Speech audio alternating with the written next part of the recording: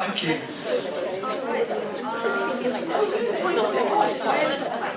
1, where did this come from? Why did it suddenly come in? Point 2, what about the children? Anything you want to... How do we get more visible at the visibility? How do we get more even dialogue with the other side? How do we get them to talk to us without shutting us down? That's an area that we... One of my big concerns was that, especially like the people that are outside, I think my concern is they're outside protesting, they're only hearing one side of the story. Yeah. They're not hearing an alternative narrative because we're being too polite. And we need to stop being polite, and we need to be more vocal, and we need to stop caring about how much abuse we get, and we need to start standing up for people like Michele and people that are doing it on their own, and we need to start being more vocal. Can I ask if you've got any specific actions that you think that we should be doing? So, you know, like writing to your MP or, you know, like writing to schools, or are there specific things that you think that identifying some of the organisations that we mentioned earlier that are moving forward without proper consultation, we need to be challenging those organisations. Especially the ones that we work for, the ones that we're involved in, and then things like local communities, that kind of thing. It's very difficult, we need to use it. Okay, thank you very much, that's great. Moving on to this group here. Yeah, I mean, it's covered quite a lot of ground, but it just was noticeable that all the protesters at the front door, I think, were all young, which gives strength to the fashionable and trendy aspect of this debate. But really it was the safety issues that concerned us most of all. Okay, and specifically? The status that like public changing rooms or even shop changing rooms, which are not particularly public, but just if you can't feel secure in a space which has always been secure, then that undermines your place in society. Okay. Yeah. And any specific actions that your group had thought would be useful? Well, I just noted down one thing. A lot of airports in Europe now have individual cubicles for bathrooms, which have a man and a woman symbol on the door, but they also have a wash basin inside them. And that makes things very much easier because they're easily then used by anybody. Okay, thank you very much. The group behind? Anybody want to feedback from Yes about any of your discussions? Sorry, I suppose one of the questions that we had. So are you able to stand up? Is that okay? Just so we can hear you a bit better. Well, it was only one question really. I guess it was just one quick question. I guess we were just wondering in relation to the irreversibility of the medication and the kind of what the role of the pharmaceutical companies were, because clearly there's a lot of profit to be made from this. So I just wondered if the last speaker could reflect on that as a question. The big business side. Michele could answer. Yeah, that's great. That group there? Well, I want to say something that somebody said in our group at the start, which I think is really an important point. She was saying that everyone else is quiet. it's your point Yeah. about. Is it? Do you want to say about? I don't know. What was it? There's no in your organisation. No, it was my sister-in-law. Yeah. Just one of the points that I made. I don't know how to say this out loud. My sister-in-law is not from around here. She runs the part of the government that distributes the period tax, the tax or whatever it's called. She runs the department that funds that and funds various charities. And I was chatting to her a couple of weeks ago, being quite vocal, funny enough, about how they've had to be very, very careful because the Times, she said, has been scrutinising them a great deal to find out where the money's going. And she said that they have found it very difficult because there's no definition of a woman in law, there is no definition of a woman in government. So they have no way of saying, oh well, this is already done, so actually this is who this money is for, because there just isn't one, and they tried to come up with one on their own and failed and decided to just err on the side of caution and try and be discriminatory when they're issuing the funds and just try to be careful. That is basically the best they could come up with. Okay, so anything else that your group was talking about, and any action points that you thought of? No, we talked about just finding it very difficult, either in personal life or in work situation, to raise issues because of fear of possibly being disciplined or losing your job, or just losing your friends because they perceive you as being bigoted and prejudiced. So some issues around how you can maybe be supported better, to feel more confident in speaking up. Thank you very much. Libby, sorry, can I just yes, make a point? Yeah. Sorry. No, that's fine. There is a legal definition of woman. And Okay. it's a person of any age of the female sex. And I can find you the direct quote from the Equality the Equality Act. I actually, we had this discussion a few years ago in one of the Facebook groups, and I'm a researcher. It took me 3 days to find it, but I found it. And that's been followed through from the Sex Discrimination Act of 1975, and I went through all these papers, by the way, because I'm ready. So I can find that exact quote paragraph in the Equality Act 2010. That's no problem at all. I'll find it for you. Yes. Well, while you're talking, Marie, did your group at the back there? So yes, Marie. Yeah. Since you're talking anyway. I was busy circulating. Becky and Julian did. We used the time to reflect on the talk that Michele gave, and we sort of talked about our experiences in day-to-day life and what we can really do without sort of sticking our heads above the parapet too much, as you said. And one thing that we do is we reflected on how actually, if you asked anybody on the street if it's right that men should be allowed to go to Girl Guides, they would say, well, of course not, but the issues just aren't that widely known. So in terms of sort of what we can do realistically, just keep sort of bringing it up with like our mum friends and like ordinary people in day-to-day life, carefully obviously, and just try and make sort of as many people as you can aware. Okay, I'm just wondering if this group got some template letters together, for example, that you could send to your MP, or you could send to local councils, or you could send to local schools and organisations. Would that be something that would be useful for people? Yes, I think it would be useful for the MPs as well to start getting support from women, because I think personally with my MP, she doesn't want to say anything. Well, she does want to say something, but she's frightened to. And I think if they know that there's women behind them. Right. I mean, I think that we have got, obviously, there is a Facebook group. If people through email would like to join that, I'm just thinking in terms of support, but if there's some specific actions that are happening, that maybe are happening nationally that we can join in with, but also maybe more specifically and particularly locally. I know that, for example, like Gateshead and some of the other councils where, actions have been taking place, that there's maybe an opportunity for people to, if we can get some templates together, that, like do some sort of joint action. So that's something. Well, thank you very much. This group here. Well, it was something I've slightly hijacked as a point I wanted to make when you were speaking, Michele, which isn't it's not just about children who are needing affirmation, who are teenagers or even 8 or 9. There was a recent court case where a family court case where the local authority took care proceedings. The children who were placed in foster care, and the foster carers got special guardianship order, I think. The local authority were concerned because one of the birth children had transitioned, and then both of the foster children, turns out they're transgender. One of them being 3 years old. 3 years old. Get your heads around that. 3 years old. And the specialist who was appointed, I forget her surname, Vicky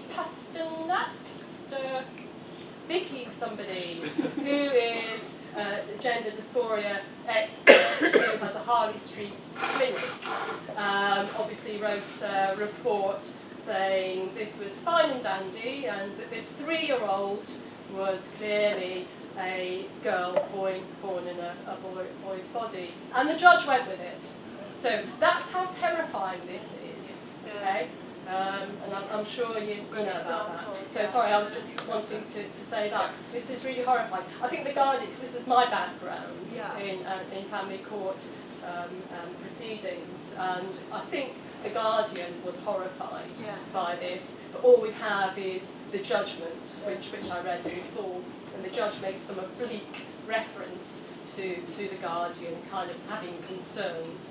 But he says that we're all behind, we're the dinosaurs, and this is a developing area of science. So, terrifying.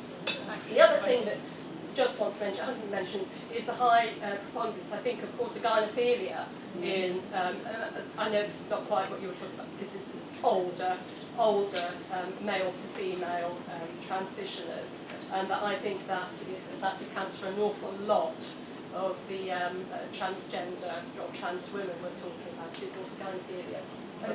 And my view is that it doesn't start with this. I know a friend who was actually married to somebody with orthogyneophilia. It doesn't start when you hit 25. Children's sexuality doesn't start when they sort of hit 25, so it has to start earlier.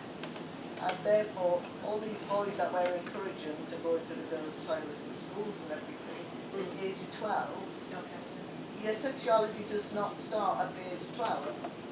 So therefore, we're already introducing boys who already want to take up all the space that girls have and everything, that they're allowed in this space. And I just think that this whole issue here is just not talked about enough when we're talking about trans, and I'm sorry, but that's just my view, because I think most people think that trans people have gender dysphoria, but there's only about that many who do, and they really need our support and they really need a lot of help, but they seem to be being taken over by these ones who just essential. Thank you very much. This is sort of 2 or 3 of you kind of at the back there, but I don't know whether now hiding a little bit under. Julie's hiding, yeah. Any points there? Can I speak for my group right at the back here? We were enormously lucky to have in our group a very recently transitioned young woman. First one I've ever met. She made a number of points which confirmed all the awful things that we hear about social media, the pressure from Tumblr, Reddit, wherever it is, in the community. A mentor, a trans-identifying male of 40 plus, mentoring a teenage girl, basically. And that does raise all sorts of questions about what we can do about this pressure. Who is responsible and how do we challenge it? I really don't know the answer, but it does seem to be something that's very important to focus on. The other thing that came up, we had at least one group, one woman in our group who had recently left the Labour Party over this issue, and another woman who had recently joined the Greens in order to fight from within, which I think is very laudable. I'm somebody who voted Labour all my life but spoilt my ballot paper in the last council election exactly over this issue, because so many of us feel that we're in the political wilderness now, and there's a whole conversation to be had about what we do with these politicians, how do we fight them, how do we get them on our side, because all of the ones who are, I would say, respectable from the centre leftwards, because I don't consider anyone on the right particularly respectable, that how do we get them on our side? They're such bastards, basically, and they will bend with the wind. And the other thing that I wanted to say, I would have said it if I'd had time, it didn't seem so important compared to me, which was like what Liz was saying about Wikipedia as something that individuals can do. I have been very immersed in these issues for 2 years now, and Wikipedia was one of the things that I tried to do at the very beginning, and I'm going to read a little bit from my website now. Wikipedia defines a trans woman as a woman who was assigned male at birth, which is, hello. And I said this is unsupported and unsupportable. I and many others have tried to change this, as we're supposed to be able to do, and have had our edits swiftly reversed. In one case, an editor said to me, "We don't want people to think we're not women."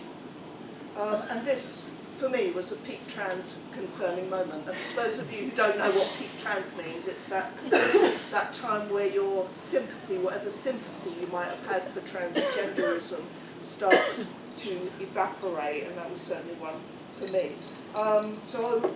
Many years ago, I had given about 50 quid to Wikipedia. I thought it was great. Every year since, I've had them asking me for money. And the last couple of years I said, no, I'm not giving you another penny because you're not doing what you're supposed to. You are censoring us. You're not letting us change things and make them accurate. And all you ever get back is a standard letter saying, you can do this, you can do that. It's useless. So I think when we start to do things like that, there does need to be a kind of formulated strategy. You've got to actually bombard them and maybe go to the very top, talk to Jimmy Wales or whatever. But good luck with it, basically, because I'm a little bit negative about the whole thing. And the last thing I wanted to say was what was said earlier about prisons. I go to quite a few of these meetings around the country, and I went to one in Manchester where a friend of mine called Anne Russillow spoke. She has 20 years' experience in the prison service, and she has recently conducted a sort of unofficial survey where she invited her former colleagues from around the country to talk about their experience of trans people in prisons. And the stories that came back were horrific. Prison officers are not allowed to question transgender ideology. If a male prisoner comes in and says he's a woman, they are not allowed to say any different. And if a woman prisoner comes up and says, is that a man? They're not allowed to confirm that he's a man. Some of these women, and the vast majority, come from backgrounds of abuse, prostitution, child exploitation. They are terrified, and you can see their mental health decline. This is what is being reported back. Pedophiles are making friends with women who have children. Who knows why, but you can guess. So it's a hugely, hugely serious question, and certainly one of the priorities. So thank you for bringing that up. Okay, thank you very much. Thanks. So I'm not sure. Yeah, so the next group. Can I make a quick response to that? So the question was about politicians and what politicians are doing. I've literally just come from the Green Party conference, and I see there's some people here. I had a proposal which was to reaffirm women's rights, and that was to assert the biological sex rights of females and to call for misogyny to be a hate crime, and also for women to be able to identify and use language in healthcare provision and also for their own privacy. That was attacked by a wrecking motion that was then deemed out of order twice by SOC, and then at the conference plenary on Saturday, when the leaders gave their co-speech, 20 minutes after the co-leader Sian Berry gave the speech on stage to the entire conference, came back on stage to speak for the amendment in the wrecking order against my policy. Now, despite the fact that on every single seat in every single plenary of the conference, there were very high-cost glossy leaflets that had been paid for compared to our lovely little printouts that we'd done on our printers at home, despite the fact that there was a huge amount of presence, we only lost the vote by 56. So this was 251 to 195. We ran out of time because we were filibustered, but that means it's going back into the plenary session for the next conference. And we are in a higher position because, first of all, it wasn't deemed the wrecking order should be in this intervening period. We are sort of in a higher position at the table to actually get that motion removed. So if anyone who has been in the Green Party or who is currently in the Green Party who would like to take action on getting organised within the Green Party to make sure that happens, please come and see me, because this is a real thing. We have a real momentum behind it. There are a lot of high-level people within the Green Party who have been trying to do something but aren't speaking up on this because they get silenced. I don't give a fuck. So please, anyone, come and see me about that, and I will try and get in good. Thanks very much, Dawn. So this group, Hi, we spent quite a lot of time chatting, so we didn't actually. That's good, that's fine. One of the things we want to understand why is this happening and why is it happening now? Because 5 years ago, this was not an issue that we were all concerned about. We don't quite understand where it's coming from. The other thing we thought we could do as individuals was to challenge language. So challenge gender and sex when they're used interchangeably because they're not the same. And to challenge the use of the word people when actually talking about men, in relation to male violence. Somebody mentioned about MPs. I have written to my MPs quite a long email saying that I was concerned about the potential risks to women as part of the Gender Recognition Act and the ID somebody. I did have a response. He's agreed to meet me, but that was last November, and we're still emailing, and to be fair, those of you who know him, he's a chief whip, so he's had kind of a few things to deal with. But he doesn't really want to talk about it. It's a real issue because he's very much in favour of self-ID, but he understands what his position is.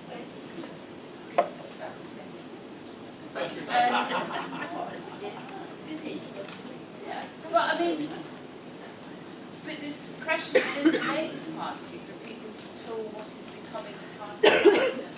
So we need to kind of try to fight that, really, I think. Okay, thank you very much. And this group here? Well, this really was a case of herding cats. Just obviously in some ways. So this was actually a lot of little bits and pieces, but one of the most positive things I think was the recognition that we need to do a lot more just asking questions. It can be hard to go in and make a challenge, but simply to ask a naive question, to get a response and then continue to question could be, and you could, yes, in some context you can use legislation to do it, but even just sort of, you know, like where all the schools in Gateshead have had the information from transgender trend doesn't mean they're actually looking at it or using it. It could be up on a shelf somewhere. If you go in and simply ask the question about, you know, what is your current policy? Can you tell us something about how you're using this sort of thing? You're going to have more of an impact than trying to make an argument in those contexts. So, I mean, there were various other things we were all on. Can I just add, because I didn't get a word in edgewise.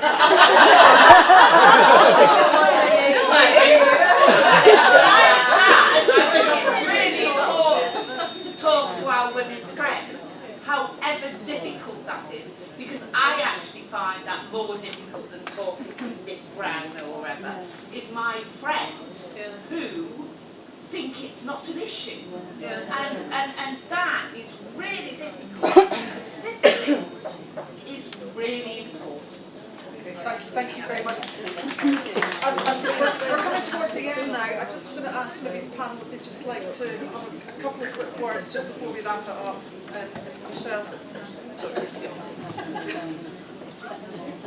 I would like to respond to one thing and ask you one thing. So the response thing was on the where does this come from and why is it happening? And to that I think that the whole emphasis on kind of naturalising this and saying that there's a biological cause and it's all very natural and all that kind of thing, I think that is just to normalise particular adult sexual preferences, and I think this is a men's sexual entitlement movement. And the question that I want to ask you is, and it's a serious question, if you have an answer please tell me, but what could you actually do after tonight to make this worse? Do nothing. Yeah. Don't speak, keep quiet, do nothing. Yeah. We know what we have to do. We have to have little conversations. Every conversation makes a difference. Every conversation is really hard. But that, I think, is the question to keep in mind, really. How could we make this worse? Because the counterintuitive thing there will move us on miles. Thank you. Yeah, that's great. Just on the question of where this has come from, I mean, in Britain I think it's come largely from Stonewall's change of policy in 2015, where they actually became a trans advocacy organisation. They still claim to work for LGBT, but it's the T. And that That is very, very significant, and particularly, I mean, I know how the Labour Party adopted the policy without any discussion, and it was basically Stonewall's policy. But I think globally there is big money behind this. I mean, I'm not going to go on about it, but you know, like think of the pharmaceuticals and the surgery, and in the States, the money that's made on that, and I hope this won't come to pass, but it could be here. And so, I mean, I think underlying all of it is people with money and wanting more.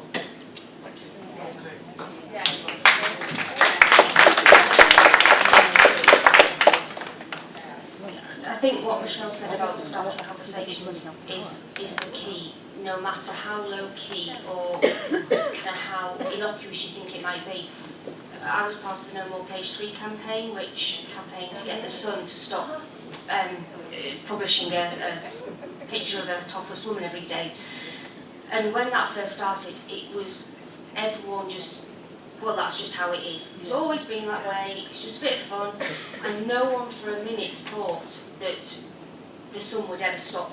But they did, because people started having conversations and challenging the fact that the biggest newspaper, the family newspaper, the biggest image that they had every single day was of a topless woman. So you can't underestimate the power of just people talking and just spreading the word and saying, we need to challenge this. So I honestly think conversation is the answer. Thank you so much. Thank you for everyone who's come tonight and contributed, and particularly for your respectful questions and discussions this evening. We will send out notes about this evening. I've jotted down some of the key points about some of the discussions, and we'll send out that information via email. But I think, you know, Emma's just raised a really good point there. You know, we can actually change things. I think getting together tonight's great. I think it's great that people have already made some connections because they've been talking. I think if you join the Facebook group, we can, you know, get people connected, you know, more often. If you think that events like this are useful, then we can, you know, put some more on. But I think maybe getting some specific actions that we're all going to maybe join in, and that might be, you know, a mass write to your MP or local council or local school, whatever it is. We can try and get that together. There's some leaflets and a couple of items of merchandise which people might want to buy on the way out.